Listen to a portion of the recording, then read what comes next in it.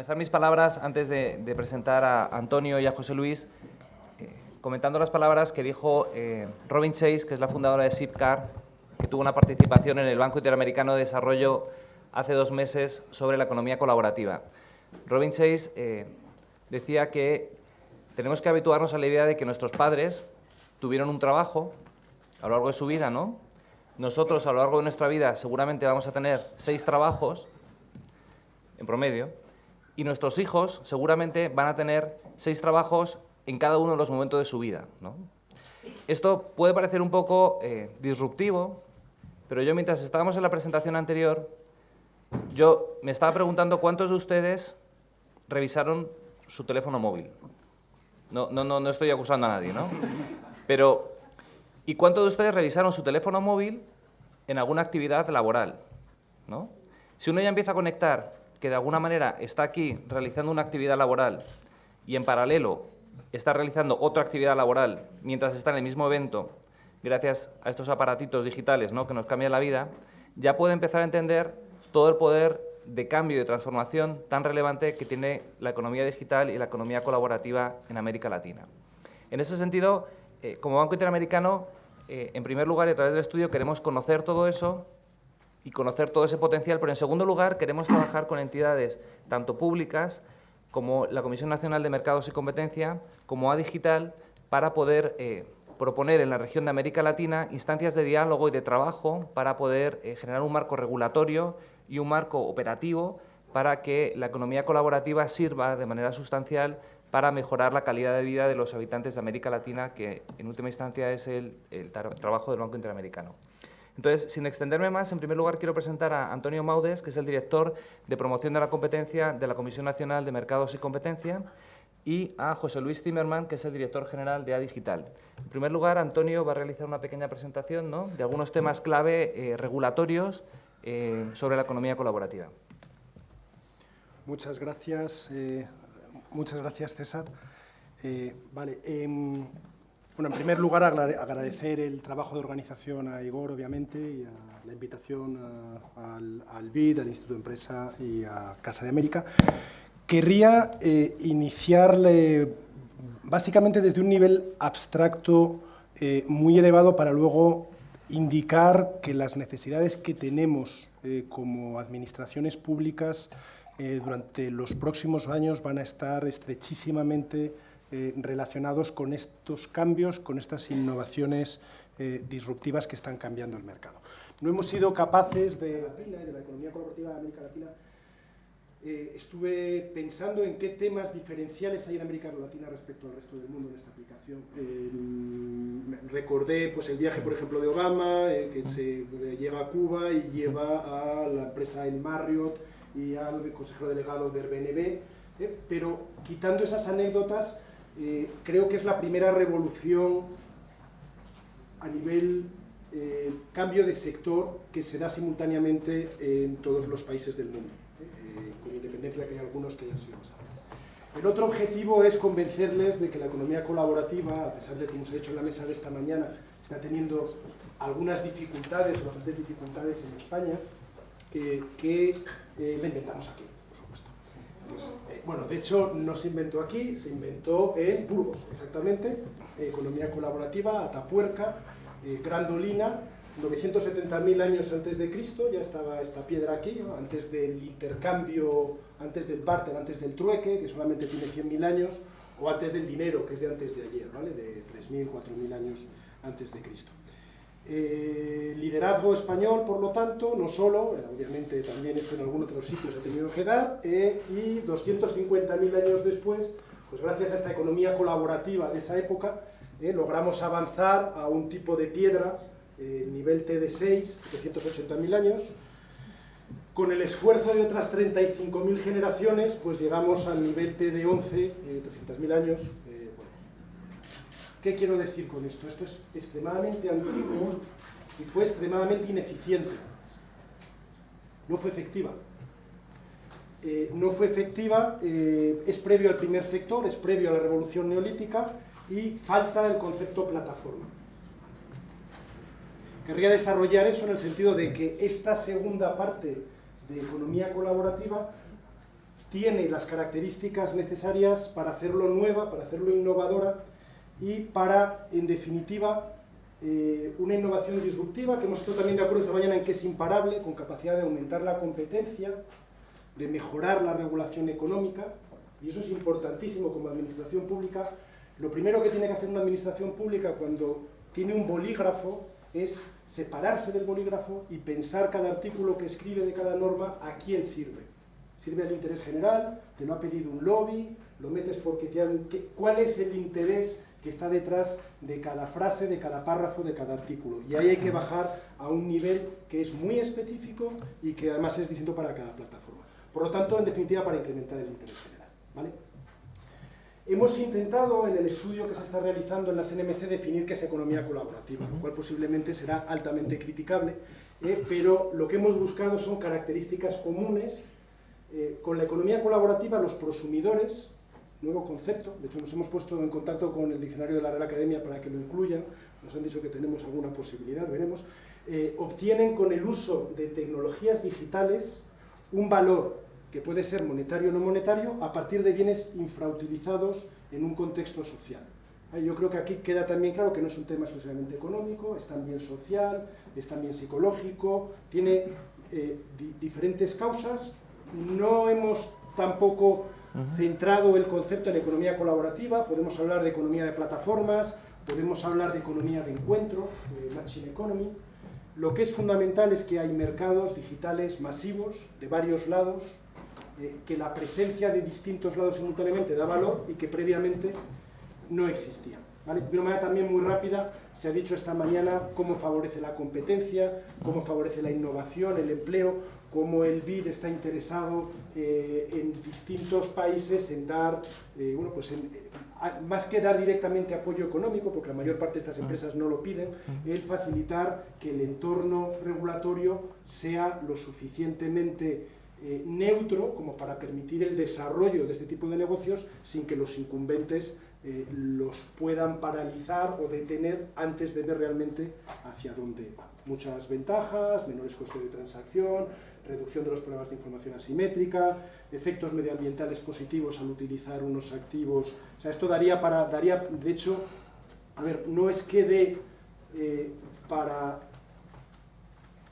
todo el tiempo que se quiera, sino que tenemos un poco la sensación en la CNMC, que es un startup administrativo, por otro lado, tiene 2 años de vida, que las administraciones se encuentran un poco paralizadas. Llega una... Esta es una película Big Impact, ¿no? Llega una enorme ola, las administraciones son conscientes de que esto va a cambiar, pero no tienen muy claro, todavía no tenemos muy claro cómo va a afectar. Entonces, hemos también sintetizado, esto va a tener efectos sobre la normativa horizontal. Impuestos, cotizaciones sociales. Es una enorme oportunidad, es muy difícil que empresas bueno, luego, no vayan a las administraciones a pedir dinero, sino a decir, oiga, que queremos pagar impuestos, ¿vale? O que esto es una posibilidad adicional de conseguir recursos. Y luego la normativa sectorial. ¿Qué reglas generales tiene que aplicar las administraciones para mejorar esa normativa sectorial, que puede ser el sector del transporte, del alojamiento, del crowdfunding, de compartir la comida con el vecino, de compartir el taladro o de compartir conocimientos, enseñanza de idiomas o de la manera que sea, ¿vale? Hemos buscado también cuáles son los motivos y pensamos que es muy importante el tener conciencia de hasta qué punto esto es una revolución. Pensamos que es una revolución. El primero que se suele mencionar es la gran recesión, gente con dificultades para llegar a final de mes. Bueno, nos parece que este es muy importante, pero es el coyuntural. Realmente los motivos son estructurales. El primero y el más importante, Internet, ¿vale? El más importante desde el punto de vista de condición necesaria. Hablamos del cuarto sector, nos parece que la gente que habla de la cuarta revolución industrial se está quedando corta. Esto no es una continuación de la revolución industrial, hay un sector agrario, hay un sector industrial, hay un sector servicios, esto todavía no tiene nombre, no sabemos muy bien, no sabemos muy bien qué es, pero sí querríamos hacer un paralelismo, por ejemplo, con el primer sector, ¿no? época neolítico, y perdonad de nuevo que en estos 5 minutos aproveche por irme tan lejos, época neolítica, descubrimiento de agricultura, ¿vale? La agricultura... Lo estaba manteniendo bien, ¿verdad? A ver, la agricultura realmente es el instrumento, es el invento que da lugar a lo que realmente acaba siendo revolucionario. Sin agricultura no hubiese podido ser posible, pero desde nuestro punto de vista son las ciudades. Lo que permite la evolución, lo que permite el avance. O sea, en este caso nosotros vemos Internet como la agricultura del cuarto sector, pero son las plataformas las que son las ciudades del cuarto sector. ¿Verdad? Que el concepto de empresa queda también difuminado, puede ser una plataforma en la que hay personas físicas, jurídicas, otras plataformas dentro de plataformas, puedes innovar e introducir por la oferta cambios en el funcionamiento de plataformas. Queda también muy difícil delimitar cuándo es a cambio de dinero y cuándo no a cambio de dinero, luego en la mesa redonda podemos tener también algún ejemplo. El tercer motivo sería estructural, un móvil, una tienda, este no lo voy a desarrollar, y yo creo que luego algo también muy importante, y es que, bueno, ninguno de los que estamos aquí en la sala tenemos menos de 18 años, es cierto que, creo, no, ¿verdad? Perdón. A ver, venía el otro día un artículo diciendo que el hecho de ser digital no vienes con un gen más, que te haga que sepas programar, ni que sepas a COBOL, ni que sepas nada de esto. Pero lo que yo creo que sí que te da el ser un ser digital, el no ser un inmigrante digital como el resto, es haber perdido miedo no solo al anonimato, sino que en las redes el no mostrarte como tu personalidad real parece raro. Bueno, sin esa disponibilidad para mostrar tu personalidad real y para tener una trazabilidad de lo que has hecho, la economía colaborativa lo tendría mucho más difícil. Claro, tú no te vas a ir a casa de una persona que no conoces o no vas a entrar en casa de alguien que no sabes quién es. Por lo tanto, ese fin del anonimato lo vemos también totalmente estructural y, de nuevo, en conexión con la primera diapositiva, 35.000 generaciones fueron necesarias para pasar de la primera piedra a la tercera. Esto nos va a exigir pasar en una sola generación. Por lo que se decía esta mañana de que esto es imparable, yo añadiría que no sé hasta qué punto la administración no solamente no lo puede parar, sino que puede elegir entre gradualismo y terapia de choque. Porque intentar un gradualismo en algo que es una ola que te viene, pues ya me dirás. Pero en fin, que como concepto teórico de que, a ver, que la administración va a elegir el ritmo al que el planeta cambia o que hay que parar para pensarlo y vamos a hacer un estudio de cuántas empresas hay que abrir en cada sitio, pues no nos da. Y perdonad, y entro ya en que sería estructural, regulación económica ineficiente. Esto va un poco en contra de todo lo que lleva diciendo años y años el Banco Interamericano, que es que la regulación en este caso, una regulación mala, está trayendo a las empresas. Porque, y esperad el salto, es decir, que es tan ineficiente el funcionamiento en algunos sectores por una regulación que se ha quedado obsoleta, que están atrayendo con rentabilidad económica a plataformas que ven mayores posibilidades de sus escasísimos recursos que tienen en los momentos iniciales, dedicarlos a sectores como el alojamiento o el transporte, en lugar de dedicarlo a la generación eléctrica o a cualquier otro tema en el que este tipo de plataformas pudiese aplicarse. ¿Cuál es el problema? Bueno, pues que la innovación es imprevisible, por lo que una regulación que sea mala a la escala que sea puede no solo distorsionar, sino que puede en América Latina, en España, en Europa, en Estados Unidos, hacer perder el tren para el cuarto sector, y esto sí que podríamos encontrarnos que no es reversible, que el tiempo perdido ya no hay manera de poder recuperarlo. Cuidado con regulaciones ineficientes y que muy probablemente cada vez vemos más claro que el futuro de la riqueza de las naciones está en este cuarto sector. Este es, bueno, pues un poco nuestro trabajo y lo que me gustaría ya quizás comentar luego en la sala, cómo entrar en esa regulación específica, pequeña, a nivel ya artículo, por qué 1,30 VTCs, por qué tiene usted que tener unas perchas homogéneas en Canarias pero no en Madrid para poder poner su alojamiento en alquiler, y que, bueno, pues que hemos concluido ya nuestra consulta pública en el Sharing Economy, está publicado los resultados preliminares y esperamos próximamente, estamos aquí introduciendo una competencia buena con la Unión Europea, que ha anunciado que en junio publican los suyos, y bueno, tenemos aquí un reto de intentar nosotros, bueno, el Consejo de la CNMC seguro que antes de la Comisión Europea y tengamos estos incentivos de aprobar, pues seguro que lo valore y que lo aprueba. Muchas gracias.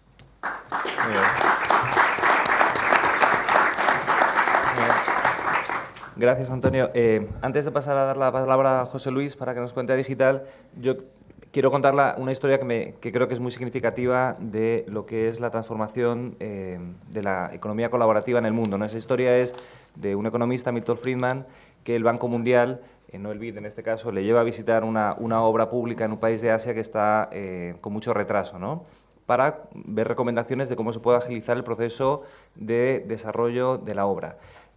Milton Friedman llega a la obra y ve que hay 10.000 personas excavando para hacer una presa, ¿no?, totalmente manual, ¿no?, y lo llevan en sacos luego, ¿no?, y lo hacen. Entonces Milton Friedman habla con el ministro, ¿no?, que le está acompañando, y le dice, bueno, yo he venido aquí, ¿no?, pero mi recomendación claramente es que si ustedes siguen así, esto va a tardar años en terminarse. Si ustedes se mecanizan, ¿no?, y traen camiones y a la gente le ponen máquinas excavadoras, pueden terminar la obra en 3-6 meses, ¿no? Y el ministro le dice, bueno, usted está perdiendo de vista el objetivo de esta obra. El objetivo de esta obra es que hay 10.000 personas aquí trabajando, ¿no?, y si nos mecanizamos, etcétera, etcétera, nos quedamos con 500 empleos, ¿no? Y entonces Milton Friedman dice, yo entiendo ahora su punto, pero ¿usted por qué no me dice por qué en vez de cavar con palas no cavamos con cucharitas de café, ¿no? Entonces, y damos empleo a 100.000 personas.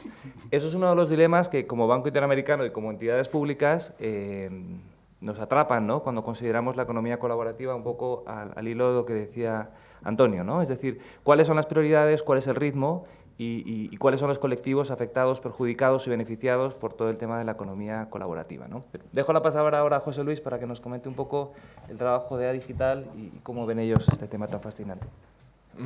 Muchas gracias, César, y muchas gracias por invitarnos. A ver, pues desde Digital, como bien dices, es un fenómeno interesante que vivimos en primera persona.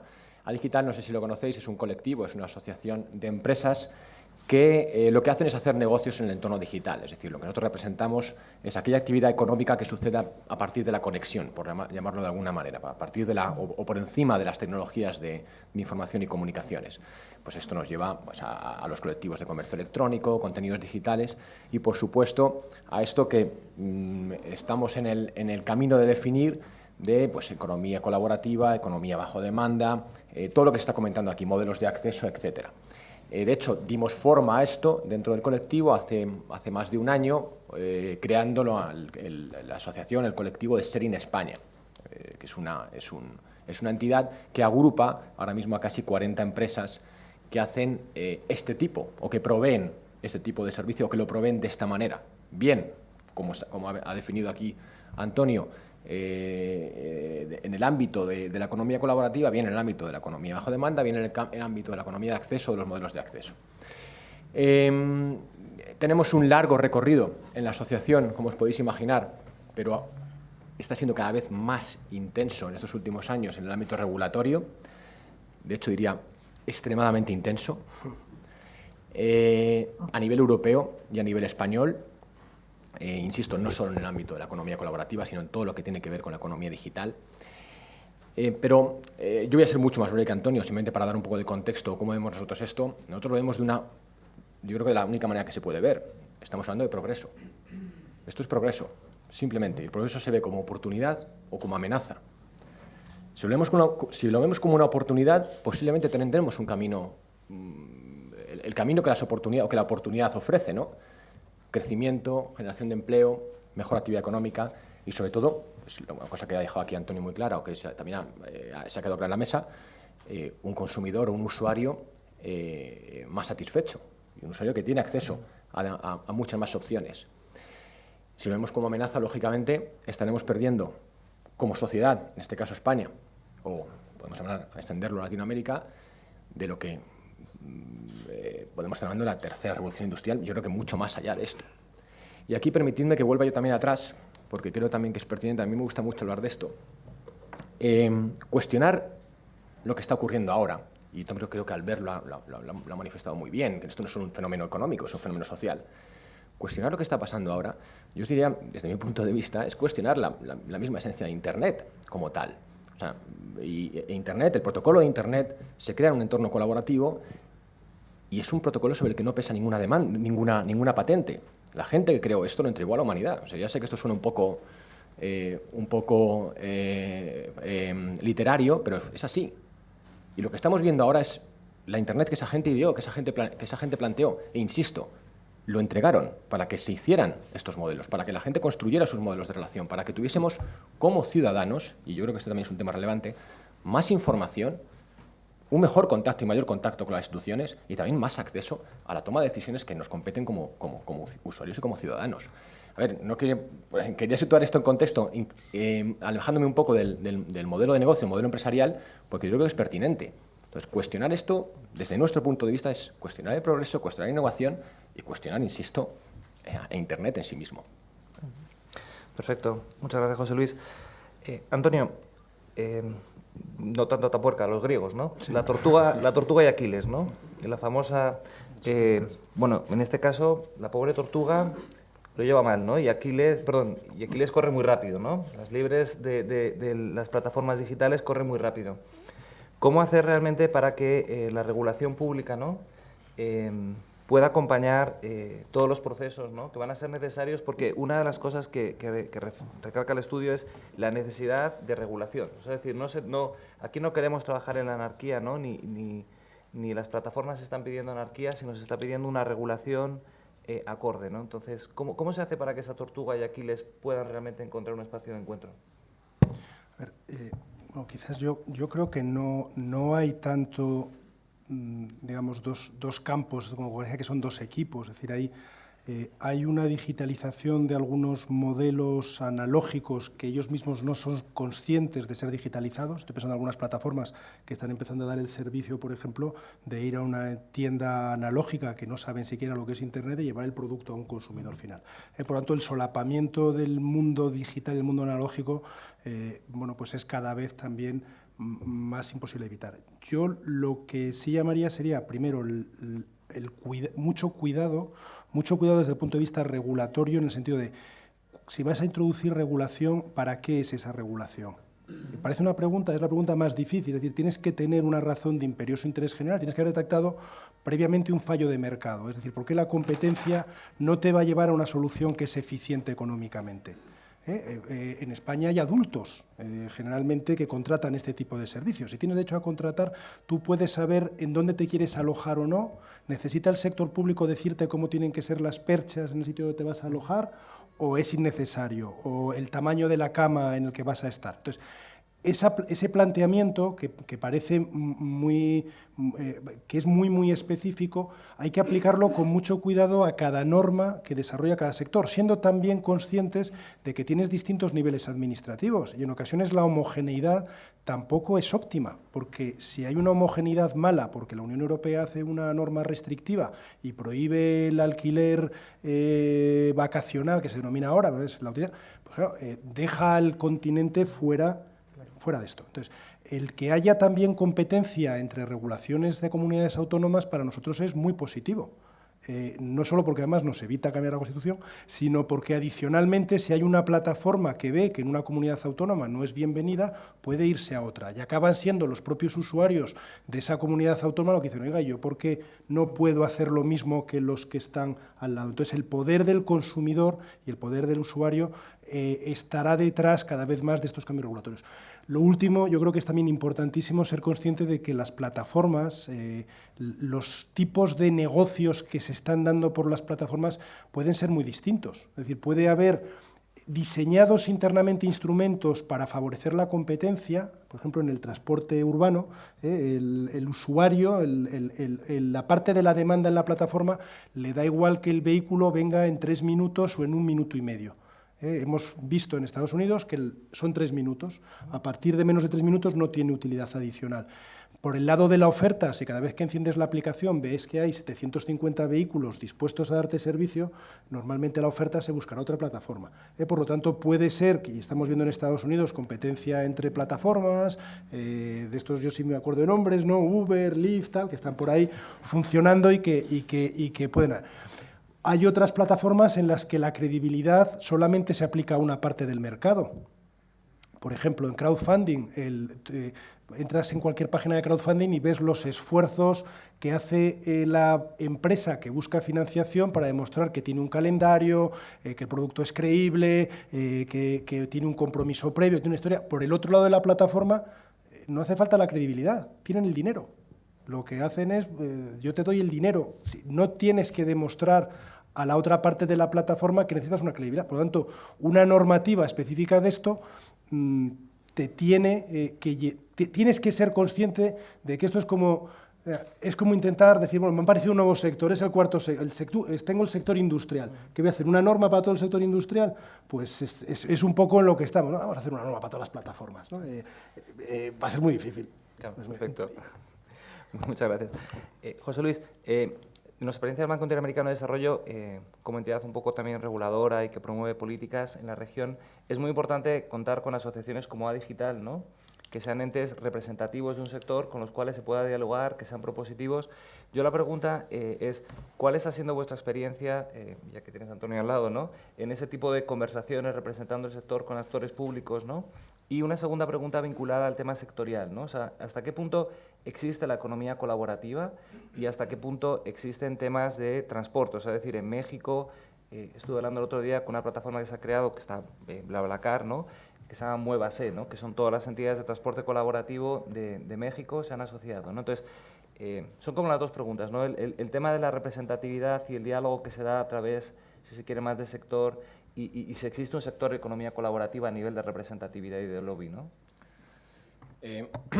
A ver, en relación a la primera pregunta que me haces, la respuesta que estamos teniendo de las instituciones, pues yo diría que es positiva. Se está trabajando, o sea, se estima que esto es algo pertinente, que esto es algo sobre lo que hay que trabajar, que eso es algo sobre lo que hay que regular. Otra cosa es cómo se regula, otra cosa cuál es el planteamiento posible, pero desde luego sí que existe receptividad. En el caso de la CNMC, desde nuestro punto de vista, pues las posiciones, al menos los informes, van en la línea un poco en lo que nosotros consideramos que debe ser o cómo debería ser una posible regulación no la economía colaborativa en su conjunto, porque esto quizás se relaciona con la segunda pregunta que me has hecho, sino, oye, pues, ciertos aspectos sectoriales o unos principios básicos sobre los que se deben aplicar luego las diferentes regulaciones sobre los diferentes sectores. Está sucediendo esto a nivel español, está sucediendo esto a nivel común, a nivel de la Unión Europea. La Comisión, como también decía Antonio, también está en este proceso, también ha lanzado una petición de colaboración y demás, de consultas, videoconsultas, perdonad, y también va a emitir una resolución. ¿Qué ocurre? Ocurre que yo aquí discrepo con Antonio, que hay un problema de fragmentación regulatoria y un problema de fragmentación en cuanto a los decisores en este ámbito, que yo no creo que sea positiva. Yo no creo que sea positiva esta competencia y sospecho que las empresas a las que representamos tampoco. Nos encontramos hablamos de plataformas que pretenden ser globales, hablamos de plataformas que pretenden competir en un escenario global, porque es eso hacia lo que vamos, ¿no? Esto choca directamente con ese planteamiento de que, oye, si vas mañana a Barcelona vas a tener una regulación, si vas mañana a Palma de Mallorca con una regulación distinta, si vas mañana a Francia, si vas mañana a Italia, si vas mañana a Hungría, etc. Esto es un problema que nosotros estudiamos serio.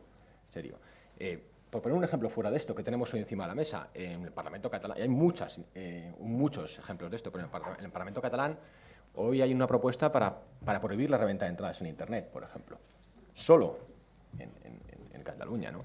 Entonces nos encontramos con, yo diría, estas situaciones un poco kafkianas, porque hay startups españolas, esto es un caso claro, que quieren competir en este mercado y quieren competir con actores globales que se encuentran, por ejemplo, con este fenómeno en el que debería ser su mercado de crecimiento, su mercado para obtener tracción para poder competir a nivel internacional. Entonces, el tema de la fragmentación regulatoria o el tema es un problema serio y es un problema que hay que resolver.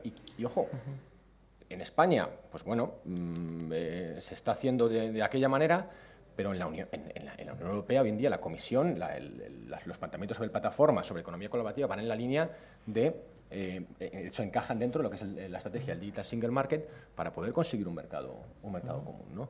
Y en el que todas estas empresas, sobre todo europeas, pues tengan un escenario para poder crecer.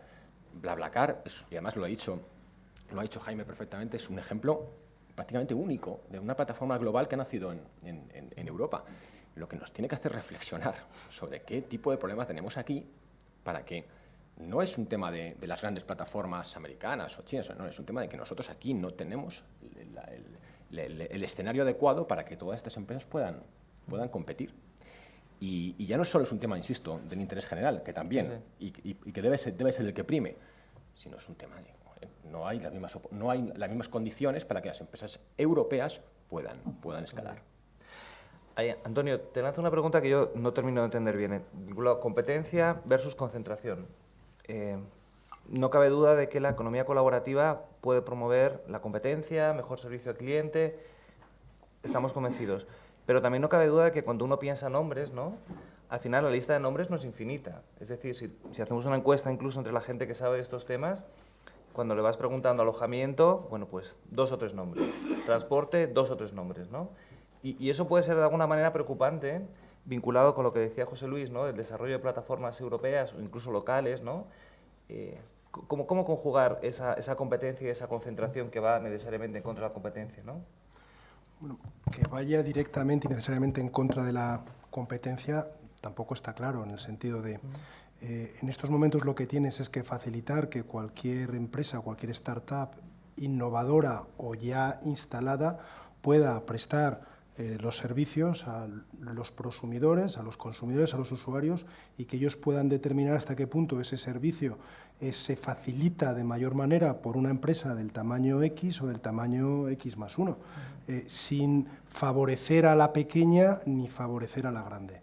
Si a partir de ahí detectas a través de los instrumentos ex post, por ejemplo, de defensa de la competencia, de que hay una ralentización o que hay una serie de dificultades en el servicio que vienen originado porque hay una serie de barreras a la entrada y al acceso, como podrían intentar empezar a hacerse o a practicarse por algunos de los operadores que están, y que esto perjudica al consumidor final, pues obviamente el papel en este momento de la autoridad de competencia sería el remover esas barreras de acceso. Por ejemplo, un tema que nos tiene relativamente preocupados es, somos conscientes de que en algún momento, no sabemos si será el próximo mes, dentro de un año, la administración, la agencia tributaria, que disiento, yo creo que no está persiguiendo a los alquileres vacacionales, sino que lo que realmente va a empezar a darse cuenta de los ingresos que puede aportar a la agencia tributaria esto. Cuando se dé cuenta de lo que ingresan por esto, muy probablemente la agencia tributaria puede incluso empezar a exigir a otra serie de temas que no tienen esa trazabilidad que apliquen ese tema de retención.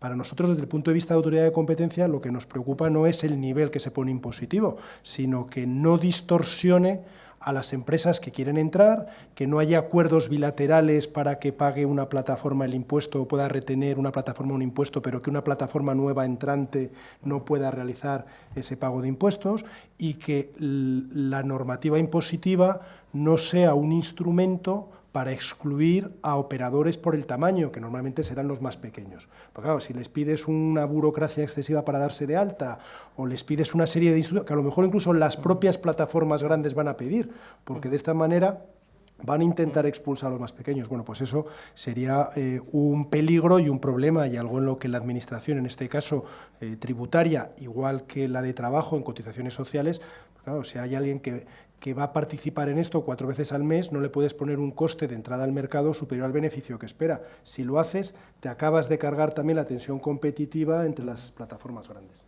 Perfecto, muchas gracias. José Luis, bueno, aparte de responderme la pregunta, ante la segunda pregunta de cómo el tema sectorial, ¿no?, genera un poco, existe ese lobby de economía colaborativa, existen lobbies transporte, lobbies alojamientos, ¿no? O sea, ¿cómo ves tú la evolución de la representatividad sectorial en la economía colaborativa? Y un poco también por temas fiscales, ¿no?, que hemos sacado el tema, ¿no? ¿Cuál es la posición de Digital en temas fiscales?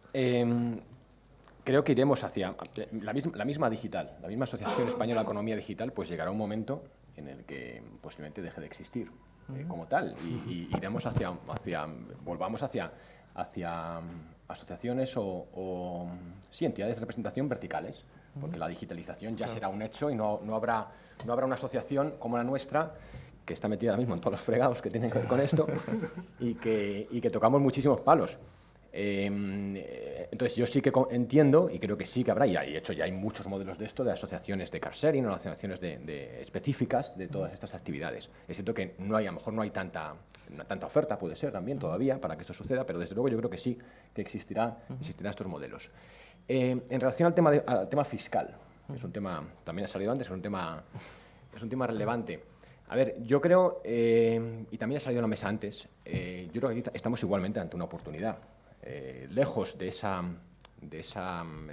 punto negativo que siempre se achaca a estos modelos de que fomentan la economía sumergida, yo creo que es justamente lo contrario, ¿no? Estamos hablando, como se ha dicho antes, de plataformas en las que la transacción es trazable en cualquier momento, y esto que debería ser una oportunidad para la agencia tributaria, para el fisco, de poder, bueno, pues reconocer o de poder identificar muchas actividades que tradicionalmente han estado vinculadas a la economía sumergida o han sido opacas a esto, ¿no? Por otro lado, igualmente, el hecho de que ahora mismo haya individuos o haya autónomos, haya participantes de la economía normal que están ocultos o que están dentro de ese escenario de economía sumergida, por ejemplo, en el ámbito de los servicios, muchas de estas plataformas, si se modifica, por ejemplo, la legislación relativa a la figura del autónomo, pues posiblemente también igualmente puedan florecer. Es decir, aquí lo que estamos diciendo, oye, también, y lo ha dicho Albert, lo que no tiene sentido es, en este contexto, en este tipo de modelos, el escenario actual o la figura actual del autónomo pues no encaja. Lógicamente, si no lo movemos, pero, o sea, si no hacemos nada en este sentido, pero siguen apareciendo estos modelos, pues posiblemente sí que tengamos una grave crisis ahí y posiblemente vayamos hacia escenarios donde los salarios bajen, donde el valor del trabajo pierda valor o el precio del trabajo pierda valor. Si modificamos esto, posiblemente tendremos una oportunidad y ahí el ciudadano productor podrá ser un ciudadano que podrá ejercer diferentes actividades a partir de un determinado umbral, pues lógicamente tendrá que pagar impuestos o tendrá que girar IVA o tendrá que hacer las obligaciones que le exija la normativa fiscal. Pero desde luego yo creo que estamos ante una gran oportunidad en este sentido, ante una gran oportunidad. Lo que pasa es que también lo ha dicho Antonio, aquí hay que ser audaz, es decir, hay que verlo así, hay que interpretarlo así. La agencia tributaria está siendo audaz ahora en buscar dinero por todas partes, ¿no? O sea, lo de Wallapop e eBay pues ya es el colmo, ¿no? Pero si somos audaces así, pues, hombre, coño, interpreta bien la tecnología, interpreta bien lo que está pasando. Tienes ahora mismo delante de ti herramientas para que todo esto pueda salir a luz. Yo tengo el caso, y yo siempre lo comentamos, el caso de TC, el caso que comenta siempre su CEO, su fundador Ramón Blanco, ¿no? Cuando lanzan la plataforma, no sé si conocéis ETC, de servicios, de microtareas, o podemos llamar así, cuando lanza la plataforma, recibe 50.000 peticiones de personas que quieren trabajar en la plataforma, que quieren ofrecer sus servicios.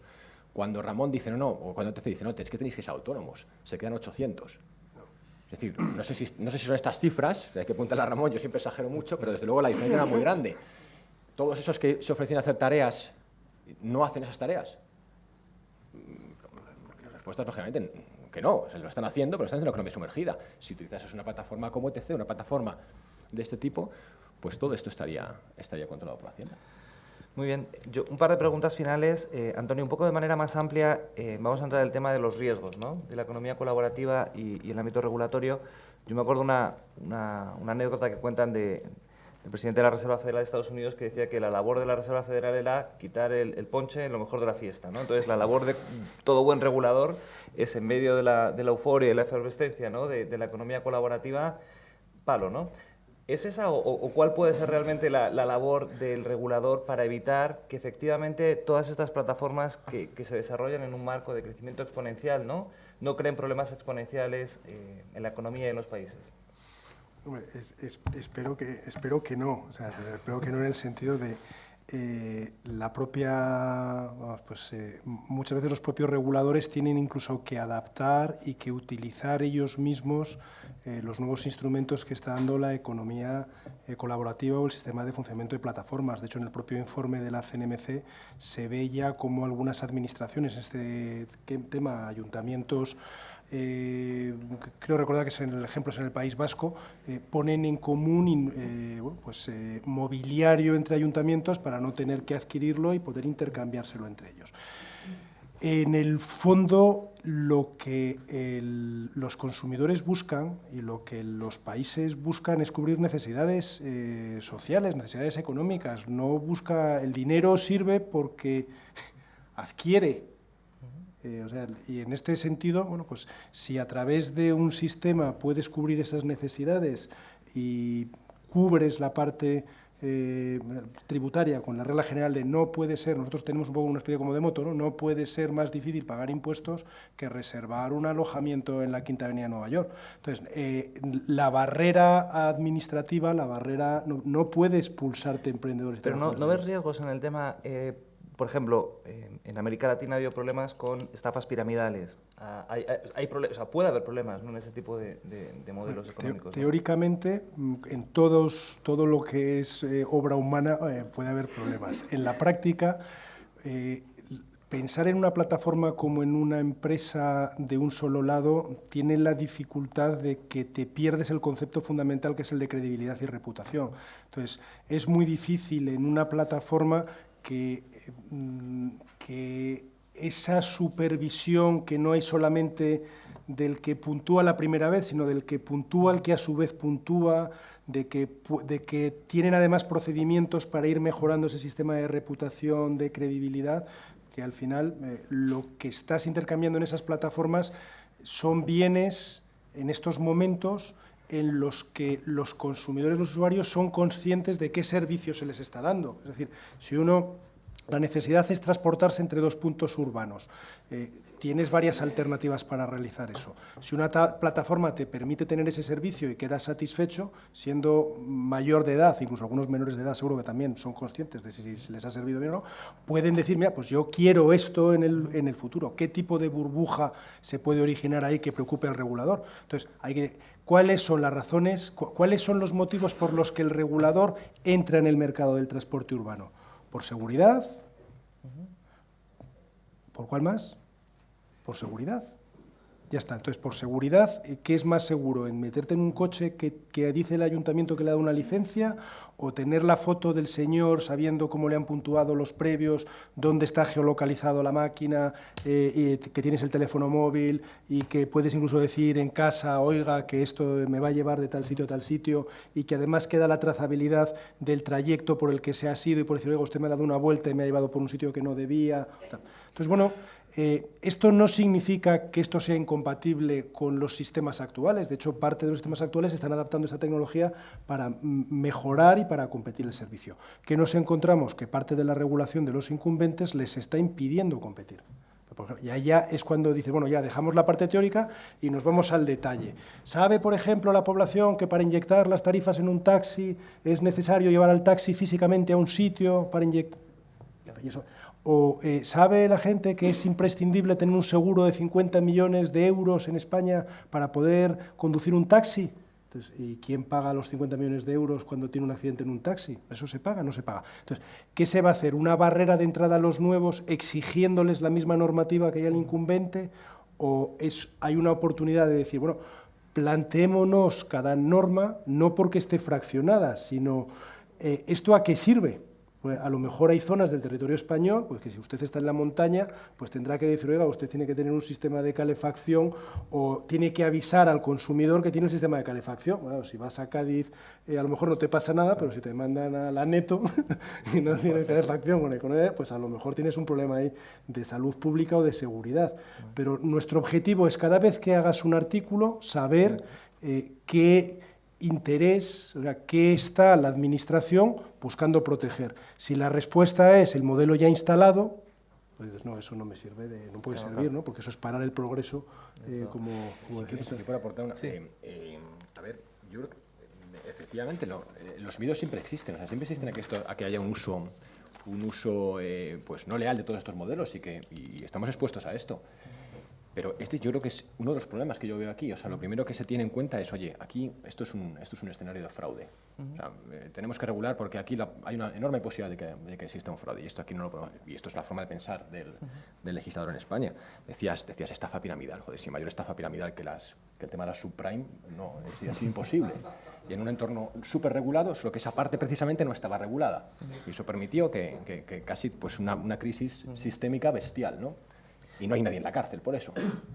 Y las plataformas una cosa muy interesante es que las plataformas os estáis autorregulando, ¿no? Lo cual es una cosa interesante, ¿no? O hay mejores prácticas, ¿no? A ver, no solo autorregulando. Ahora mismo la propia Comisión Europea lo que empuja en muchos de estos ámbitos a que existan mecanismos de autorregulación.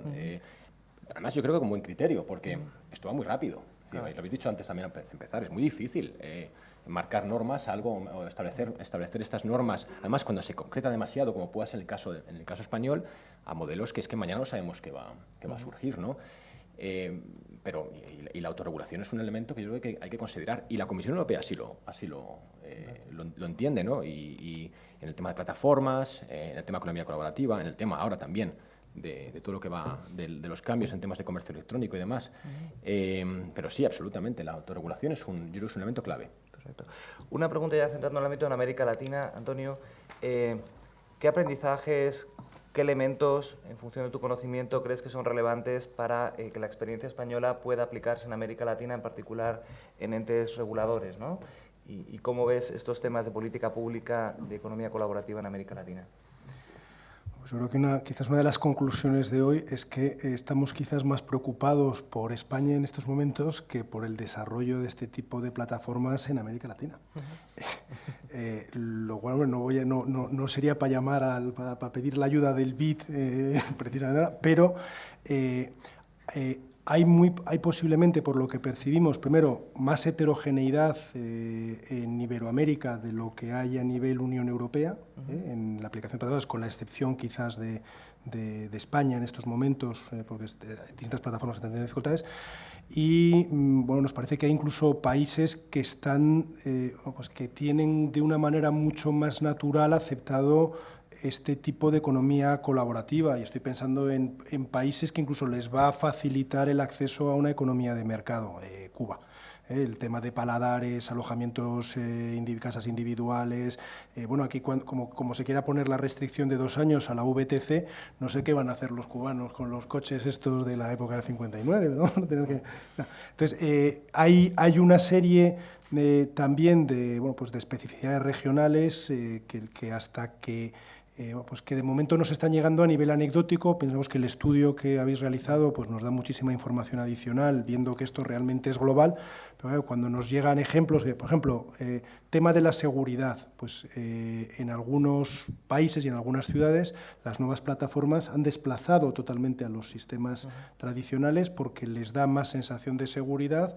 Estás más seguro utilizando una plataforma que con un operador de la economía tradicional. De hecho, nos están llegando también noticias de que la gente se ha acostumbrado ya antes de, por ejemplo, de coger un transporte urbano en México, sacar una foto al conductor y mandársela a los amigos por si no llega al final del trayecto. Entonces, este tipo de demanda social, el consumidor tiene los medios tecnológicos y ¿qué podría ocurrir? Bueno, pues yo creo que en Iberoamérica no hay unas dificultades jurídicas al funcionamiento, con excepciones. Hoy venía algunas cosas en Argentina también expedidas, pero que no habría o no parece que haya una serie de barreras tan elevadas como en estos momentos tenemos en España. Solemos recordar también el ejemplo de Napster, que no era una plataforma, obviamente, pero que, claro, el fraccionamiento de este tipo de ciudades del cuarto sector te puede llevar a un cambio del modelo y que al final, a base de P2P y a base de cifrado y a base de que realmente no haya trazabilidad de esos intercambios y de esa información, se pierda para el fisco, para las cotizaciones sociales de la seguridad social y para la propia capacidad de creer la red y de innovar.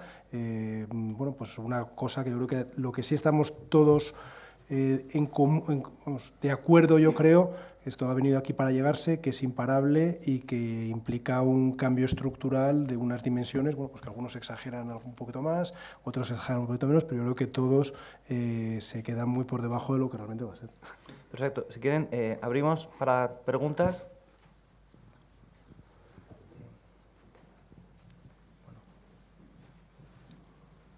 Buenos días, me llamo Ignacio Palau.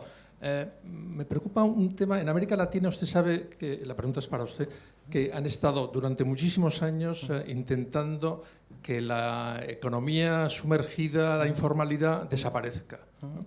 Y estamos ahora viendo cómo entra este nuevo modelo de economía. ¿Cuál piensa usted que puede ser la reacción, el pensamiento de los gobernantes ante digamos, ese nuevo modelo de informalidad, por llamarlo de alguna manera, en el sentido de que no está bien controlado por los propios gobernantes? Gracias. Sí, bueno, en primer lugar, estamos viendo una oportunidad muy importante a nivel de las funciones del Banco Interamericano de Desarrollo, porque los gobiernos en la región, temas de crowdfunding, temas de movilidad, necesitan mucha asesoría en estos temas, ¿no? Entonces, este informe es un primer paso en algo mucho más ambicioso que queremos hacer de cómo asesorar a los gobiernos en múltiples facetas, ¿no? Una de las cuales, sin duda, es la formalidad, ¿no? De manera concreta, y sin que tengamos un estudio todavía, esto es un tema bastante preliminar, un tema que está detrás de la economía colaborativa, vinculado con medios de pago, vinculado con las plataformas digitales, es el tema de la trazabilidad, ¿no? Que ya un poco más allá está el tema del blockchain, ¿no? Que es cuando llevas a temas digitales, que realmente facilita que eventualmente toda la economía sumergida, una buena parte de la economía sumergida, salga a la luz, ¿no? A nivel digital. Otro tema es, que eso es la parte que queremos trabajar con los gobiernos, qué hace uno con toda la información que tiene de esa economía sumergida, ¿no? O sea, es decir, el que se sea capaz de sacar a la luz la economía sumergida no significa que deje de ser economía sumergida, ¿no? Porque efectivamente hay que desarrollar políticas públicas, ¿no? Normas horizontales que decía antes Antonio, ¿no? Para que la gente tenga capacidad de pagar impuestos, de tener una pensión, una cotización social, ¿no? Y ahí es donde creo que el papel del Banco Interamericano puede ser muy importante, en particular vinculado con promover la integración regional de América Latina, ¿no? Mi nombre es Carlos Fernández Jauregui. Mi pregunta va en la misma dirección. El último informe del Banco Mundial sobre América Latina dice que el país que tiene la economía más pequeña informal es Chile, 30%. Y entre las economías promedio está en 60%. El BID solamente se dedica a tratar el 40 o el 50% de la economía de América Latina. Lo demás es informal. ¿Cómo creen ustedes que este sector de la economía entra en cuántos ámbitos? ¿En el formal o en el informal? Bueno, un poco la respuesta va en el mismo sentido, pero entendiendo una cosa que es clave, ¿no? Que es la velocidad en las cuales los cambios tecnológicos se están dando en una región como América Latina, con un porcentaje de población joven muy alto, ¿no? Con un porcentaje de conectividad relativamente bastante alto, ¿no? Y con un porcentaje de gente creativa y de emprendedores también relativamente muy alto, ¿no? En ese sentido, va a haber, sin duda, va a coexistir la economía formal, la economía informal, la economía digital, la economía no digital, ¿no? En una mezcla que va a generar muchos retos para la región y para los reguladores de la región, ¿no? Pero, de nuevo, puede suponer un marco de oportunidades muy importantes, ¿no? Y creo que, sin duda, hay retos y amenazas, ¿no? Y no me quiero pasar al lado optimista de todo esto, ¿no? Pero, en particular, en el tema de formalización y vinculado con los costos de lo que es mantener un Estado y la presencia de un Estado, que es caro, ¿no? Tener toda una presencia estatal, que es parte del problema de la formalización, es caro. La digitalización reduce sustancialmente los costos de esa presencia del Estado, ¿no? Y yo creo que podemos ser moderadamente optimistas en que va a contribuir a reducir la tasa de informalidad en la región. Yo, por decir, vamos, sí. Si entendemos por formal o informal economía sumergida, economía no sumergida... Claro. Sí. Yo creo que el concepto está desapareciendo. Totalmente. La digital y la economía, no sé, analógica. Claro. ¿No? A ver, yo es que aunque a pesar de que yo represento a la Asociación Española de Economía Digital, yo no distingo entre una cosa y otra. O sea, sinceramente, lo que sí que veo, y yo creo que hay iniciativas en países como Dinamarca, por ejemplo, que se plantean esto, volvemos a vez al tema. Estamos hablando de una actividad económica que pasa a través de una plataforma, que pasa a través de plataformas digitales, con cual la trazabilidad es Eso sin entrar en temas como blockchain, que también daría mucho que hablar, ¿no? Pero para mí es economía totalmente formal. No sé si utilizaría esta expresión, pero sin ninguna duda. Es decir, es que sin ninguna duda. Si el problema está aquí, en no verlo, o en... Bueno, hay otra serie de aspectos a tener en cuenta para basar una economía totalmente basada, o sea, intercambios económicos basados solamente en transacciones electrónicas. Pero, insisto, hay países que ya se están planteando esto. Pero para mí es la gran oportunidad para que todo esto, y como bien ha dicho César, a un coste menor. O sea, estamos hablando de eficiencia en todo esto. Antonio, ¿cómo lo ves? Porque en España, también convengamos que en España hay economía informal, ¿no? O sea, es decir, ¿cómo ves esto? digo un poco en justificación a América Latina, ¿no? En España no. A ver, nosotros, por ejemplo, y esto como anécdota, en la CNMC, cada vez que podemos, los transportes los hacemos de manera que quede registrado. Tú, por ejemplo, como trabajador público, si ves que has cogido el vehículo que sea de tal hora a tal hora, en tal sitio, y este es el camino por el que te han llegado, el sector público tiene la posibilidad de trazar de mejor manera ese gasto que has tenido con dinero público, porque te has tenido que desplazar a un lugar, pues a una reunión, a una comisión de servicios. Entonces, todo lo que sea trazabilidad es la condición necesaria, no suficiente, para que posteriormente la economía, o sea, el sector público, tenga la posibilidad de aplicar la normativa horizontal.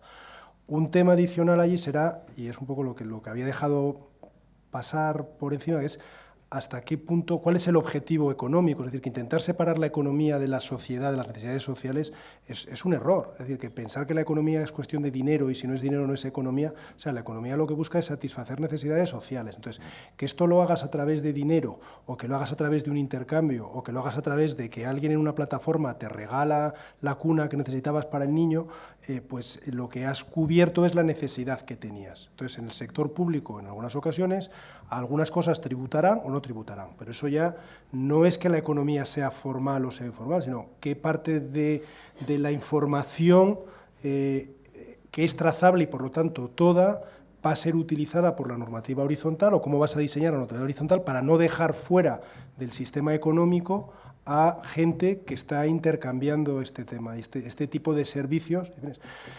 Con el paralelismo de la segunda revolución industrial, ¿no? Tú sigues teniendo jerseys, que en lugar de hacerlos a mano los haces con la máquina. Pues decimos que esto es como un cuarto sector. Tú vas a seguir teniendo servicios bancarios, pero de la misma manera, o vas a seguir teniendo un servicio de desplazamiento de un punto a otro, pero entonces ese cambio de mentalidad, yo creo que es que todavía en las administraciones no acabamos, no acabamos, pero porque es algo que, claro, que es que no ha habido tiempo de hacerlo. O sea, que esto es de hace 2 años, que es verdad que está creciendo a unas tasas elevadísimas, pero bueno, quizás el peligro venga, no vemos dónde puede estar en estos momentos el peligro para el consumidor con las plataformas actuales.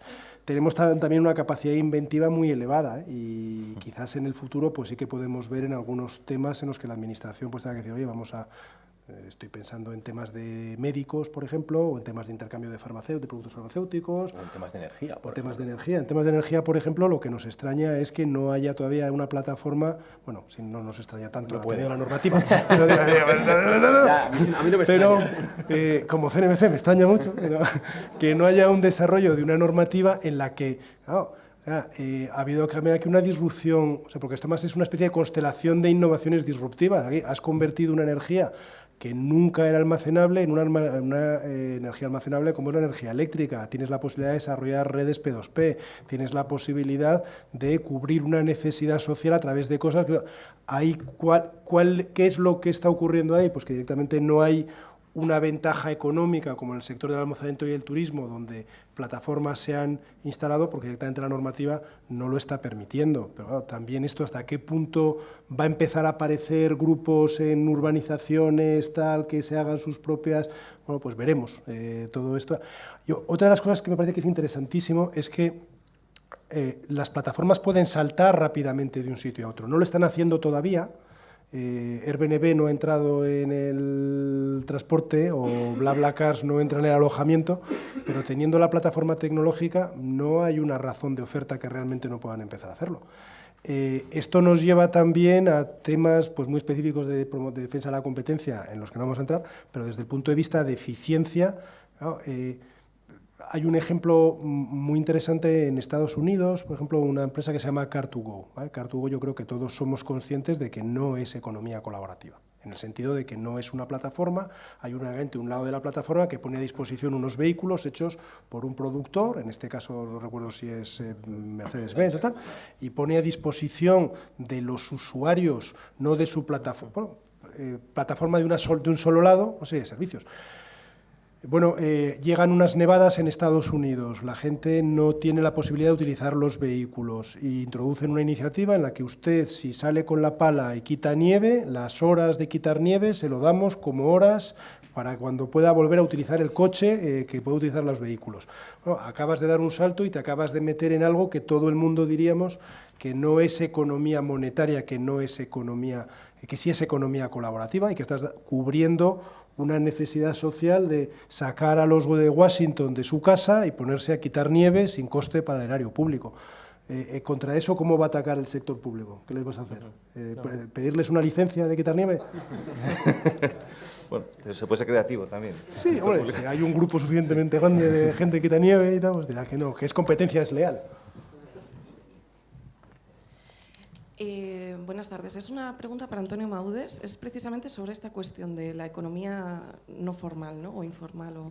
Entonces, el pilar en el que se asienta el estudio, bueno, sí, el estudio de la Comisión Nacional de Mercados y Competencia es precisamente, yo aquí retrotrayéndome, pero no a Atapuerca, pero a la Revolución Francesa, es precisamente el derecho administrativo surge como una reacción ante el poder absolutista, una forma de que el derecho, que se pueda poner límites al poder de la administración.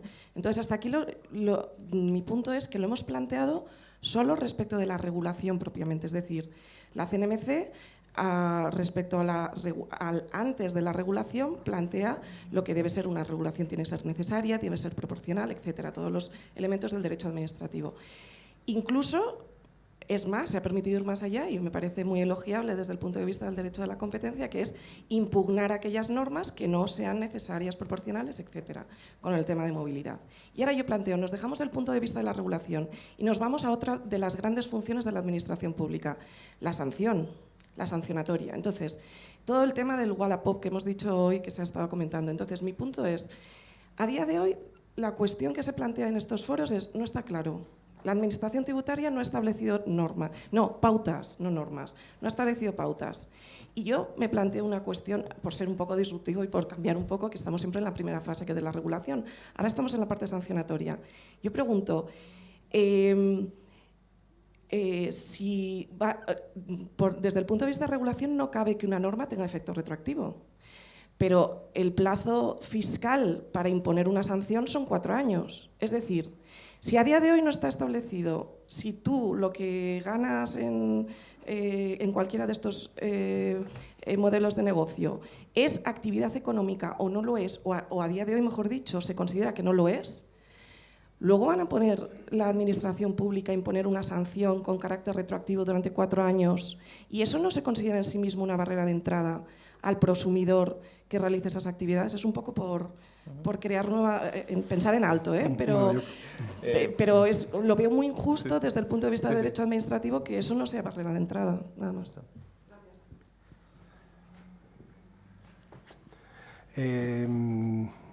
No tengo una respuesta clara para eso. O sea, me parece que hay el número de aristas que va a tener esto es elevadísimo. Nosotros, por ejemplo, estamos muy preocupados también por el acceso a información pública, por el papel que puede tener el sector público también para distorsionar incluso como operador económico, para dar una exclusiva a un grupo o una sola empresa en aplicaciones esenciales o muy relacionadas con el tema de economía colaborativa o que son datos brutos que tienen que ser utilizados por cualquiera y no existe un API, sino que se concede esa información simplemente a un operador. Es decir, desde el punto de vista ya puramente administrativista de si puede haber una nueva norma que obligue en su momento a realizar el pago retroactivo de 4... a ver, yo dependería, me imagino, del sector, de cuál sea la normativa previa, de si desde la agencia tributaria o desde el ambiente o que sea, se pueda ver o se pueda considerar o interpretar que está incluida esa actividad dentro de la norma que estaba ya existente. Entonces, me parece que la casuística es, en ese caso, pues sería muy desarrollable, habría que ir viéndolo tema por tema. Y muchos de ellos no pasarían, obviamente, por la CNMC. Es decir, si hay una barrera a la competencia efectiva que pueda ser impugnable por 5 o 4, me parece que siendo teóricamente planteable, desde el punto de vista práctico, cuando nos encontramos con barreras del estilo Canarias, oiga, usted no puede alquilar alojamiento turístico en zonas turísticas, o, perdón, o la de Madrid, si usted quiere estar menos de 5 días, no puede usar el alojamiento turístico, y hay un reparto previo de mercado por parte de la Administración pública que sería incompatible con artículo 1 del Tratado Fundacional de la Unión Europea, si se hubiera hecho por los propios operadores, pues nos parece que en estos momentos es ahí los pocos recursos, y esto no depende de la audiencia incrementárnoslo, como que no hay aquí informaciones de media, pero con los pocos recursos que tenemos que orientarlos a aquellas normas que vemos que realmente tienen una posibilidad mayor de señalización, y que otras administraciones que vayan a desarrollar digan, oiga, cuidado, porque el papel no es solamente que se impugne desde la CNMC, sino que los operadores económicos tengan la información de los motivos por los que se han impugnado, los razonamientos que se ha dado, el análisis económico que se ha hecho, para que el propio operador pueda en su momento, y a ser posible, sin involucrar recursos de la CNMC, que haga lo mismo. Una última pregunta, perdón, porque ya estamos un poco fuera de tiempo. Sí. Sí, simplemente 2 cosillas. La primera es si aquí a corto o medio plazo podemos imaginarnos, como ocurre en otros países, no solamente que pensemos en economía colaborativa desde los emprendedores sociales, sino también desde las propias administraciones públicas, locales, regionales o nacionales. Por ejemplo, me imagino y pienso en el caso del Bristol Pound, de una moneda que sirve en Bristol tanto para pagar impuestos como para pagar salarios, el salario del alcalde. Imaginarlo desde el BID, el promover monedas sociales también como otra forma de fortalecer la economía colaborativa y la sostenibilidad y el oxígeno que hace falta, donde la riqueza no necesariamente está vinculada a la capacidad monetaria, sino a la capacidad de talentos en circulación. Gracias. Y luego, perdón, nos afiliamos a Digital como entidades públicas y hacemos una disrupción del modelo de asociatividad que tiene. No hay barreras de entrada. No, te agradezco tu pregunta. O sea, de nuevo, como Banco Interamericano estamos explorando todas las oportunidades. América Latina, países claramente muy innovadores como Brasil, como Chile, México, todos, pero estos temas se están dando y cada vez están más a la orden del día, ¿no? Y más aún, yo siempre cuento que cuando uno va a cualquier administración pública en América Latina, por más tradicional que sea, cualquier persona de menos de 35 años es un aliado fiel que tienes para cualquier cambio en este tema, ¿no? Es decir, las administraciones públicas de todos los países de la región están llenas de gente con muchísimo talento y con muchísimas ganas de cambiar la situación, porque ellos desde dentro ven que hay que modificar todo esto, ¿no? Entonces, hay muchísimas oportunidades en el mundo del emprendimiento, de la innovación social, y como banco es una de las líneas claras que queremos fomentar en la región, ¿no? Entonces, yo espero que sí. Última palabra, si quieres, última frase, el último comentario, José Luis, para la posteridad. Yo, mira, aprovechando esta pregunta, y además así aquí en la mesa, yo tengo la esperanza, aunque desgraciadamente es un tema bastante complejo todavía, que temas como blockchain puedan resolver muchos de estos temas. De hecho, Bitcoin nació con esta voluntad, ¿no? No digo que sea una moneda social, lógicamente, que no lo es, pero desde luego sí que podría venir a resolver muchas de estas controversias. Entonces veremos qué forma tiene a futuro. Los bancos, y César además que lo ha dicho él, tú has hablado de blockchain, que me parece muy importante. Los bancos ya están también trabajando en este sentido y veremos hacia dónde va esto. Pero yo creo que ahí, por estos modelos o por esta economía descentralizada y muy basada en esta base de datos global y la confianza entre unos y otros y la transparencia, pues puede venir a resolver esos temas. Perfecto. Antonio, ¿algunas palabras finales? No querría valorar, yo creo que tiene que ser también el sector privado que valore el papel de la administración y de la administración a todos los niveles. Creo que quizás pedir a la administración que lidere va a ser difícil, pedir que no ralentice o que directamente no prohíba es imprescindible. Y luego, bueno, hay partes del sistema económico, la contratación pública en España es el 20% del PIB. Hay temas en los que no solo la digitalización, sino la posibilidad de introducir instrumentos adicionales de supervisión, más menos colaborativos, más menos plataformas de varios lados. Bueno, pues los primeros que lo vayan realizando son aquellos países que pensamos que van a tener más posibilidades de crecer.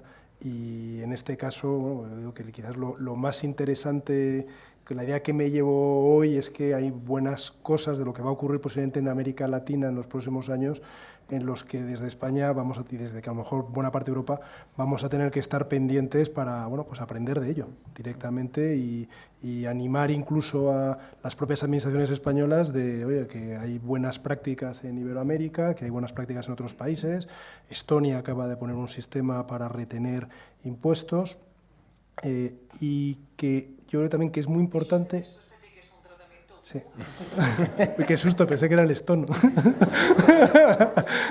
Y que va a ser muy importante ser también consciente de que las plataformas, a diferencia de la economía digital, da gracia llamarla tradicional, vamos, más tradicional, opera con dos bolsas distintas. La propia de sus comisiones o de sus beneficios como plataforma, como ciudad de este cuarto sector, y el dinero del prosumidor, o dinero, intercambio, regalo. Y las plataformas van a estar encantadas de que la agencia tributaria se quede con parte del dinero de su prosumidor, entre otros motivos porque no es suyo. Y que va a ser muy difícil también que el prosumidor se lo lleve del país, porque realmente son rentas locales.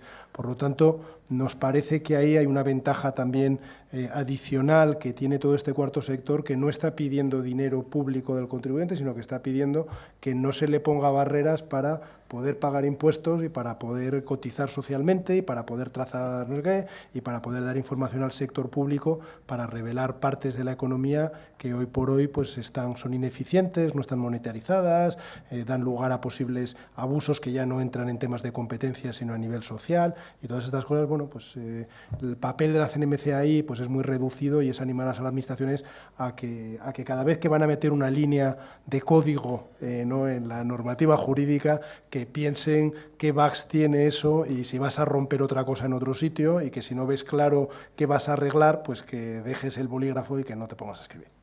Muy bien. Era una pequeña puntualización. ¿Hasta qué punto es importante que muchos de estos modelos han surgido de iniciativas públicas? A mí, y un tema que siempre lo digo, me repito mucho con esto, pero me parece paradigmático, la ciudad de Madrid tiene un carril de autoocupación para entrar, y desde el sector público se nos dijo siempre: tenéis que compartir coche, tenéis que la gente que ibas afuera tiene que entrar. De hecho, solo pueden entrar coches con más de 2 personas.